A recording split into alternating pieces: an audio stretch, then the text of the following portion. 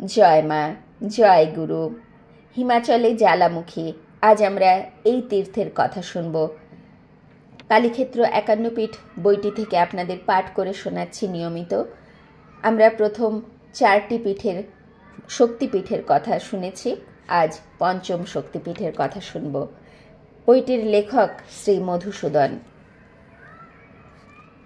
জ্বালামুখাং তথা জিহ্বা দেব উন্মত্ত ভৈরব অম্বিকা সিদ্ধিদা নাম্নী। সতীপীঠের পঞ্চম উল্লেখযোগ্য পীঠের নাম জ্বালামুখী। এখানে পড়েছিল মায়ের জিহ্বা। দেবীর নাম অম্বিকা, তিনি সিদ্ধিদাত্রী। ভৈরবের নাম উন্মত্ত। জ্বালামুখী প্রাচীন তীর্থ। এই পীঠেও একটি কুণ্ড আছে। কেউ কেউ বলেছেন জ্বালামুখীর দেবীর নাম অম্বিকা আর ভৈরবের নাম বটুকেশ্বর।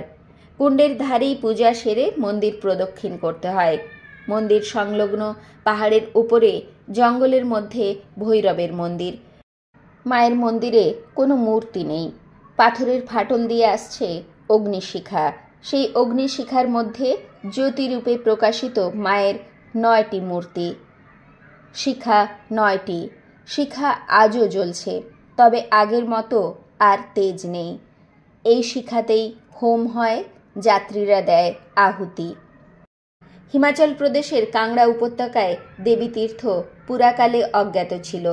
দেবী অম্বিকা সিদ্ধিদা একদিন দক্ষিণ এশিয়ার এক ব্রাহ্মণকে স্বপ্ন দান করে বলেন, হে ব্রাহ্মণ কুমার, তুমি যত শীঘ্র সম্ভব উত্তর ভারতে যাও। সেখানে এক জায়গায় আমি অগ্নিরূপে প্রকট হয়ে আছি। তুমি সেই তীর্থস্থান খুঁজে সেখানে আমার মন্দির স্থাপন করো। ভগবতীর স্বপ্নাদেশ লাভ করে সেই ব্রাহ্মণ উত্তর ভারতে ওই স্থান খুঁজে বের করে সেখানে একটি মন্দির নির্মাণ করেন। এই প্রসঙ্গে পাঞ্জাবের লোকের মুখে আরেকটি কাহিনী শুনতে পাওয়া যায়। ভূমিচন্দ্র নামে এক রাজা তাঁর পূর্বপুরুষদের কাছে শুনেছিলেন কাংড়া অঞ্চলে এক পর্বতের ওপর সতীর জিহ্বা পড়েছে। সেই জিহ্বা দেবতাদের তেজ সম্পন্ন হয়ে দিবারাত্র জ্বলছে। ভূমিচন্দ্র এই কাহিনীর ওপর ভিত্তি করে ঠিক স্থানটি খুঁজে বের করার বহু চেষ্টা করেও ব্যর্থ হন। অবশেষে নগরকোটের কাছে একটি মন্দির নির্মাণ করেন।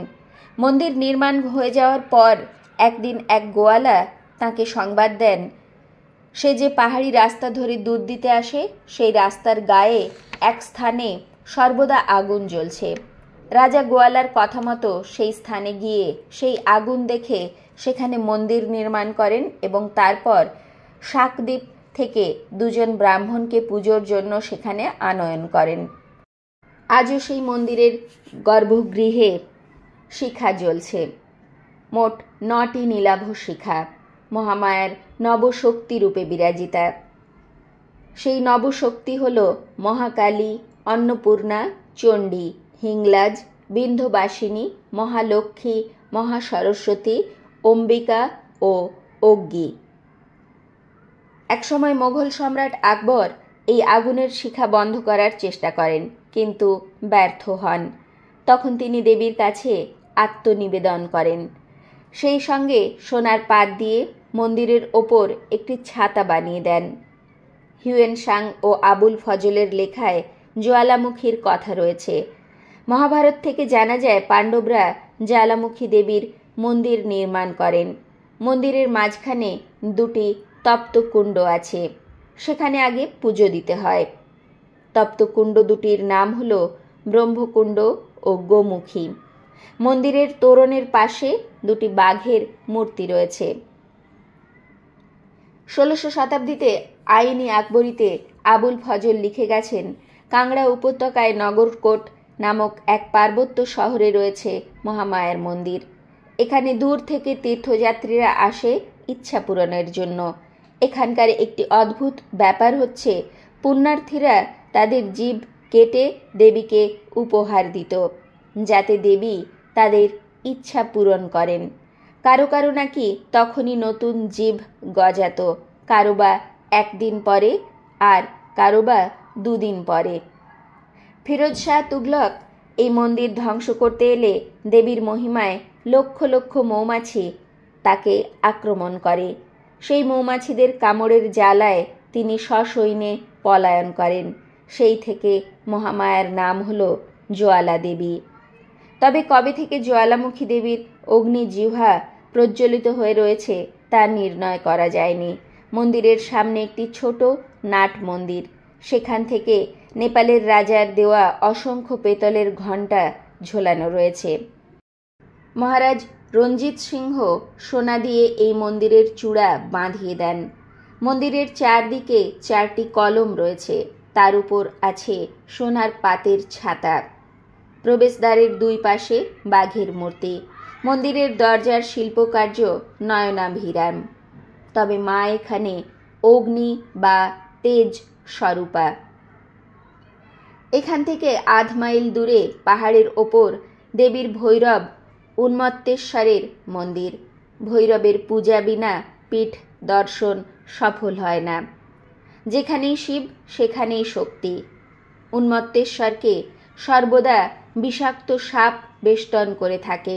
মহাদেব ও মহাদেবীর স্বপ্নাদেশ অনুসারে উন্মত্তেশ্বরের পূজা জ্বালামুখী মন্দিরের ভেতর নর্মদেশ্বর শিবলিঙ্গতেই দিতে বলা হয়।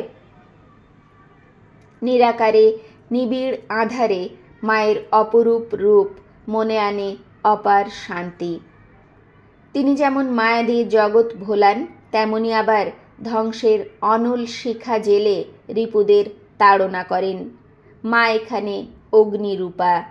তাঁর ওই অগ্নিরূপা প্রাণ প্রদীপ আমাদের অন্তরে সদা জ্বলছে, তা মানস চক্ষু দিয়ে দর্শন করতে হয়।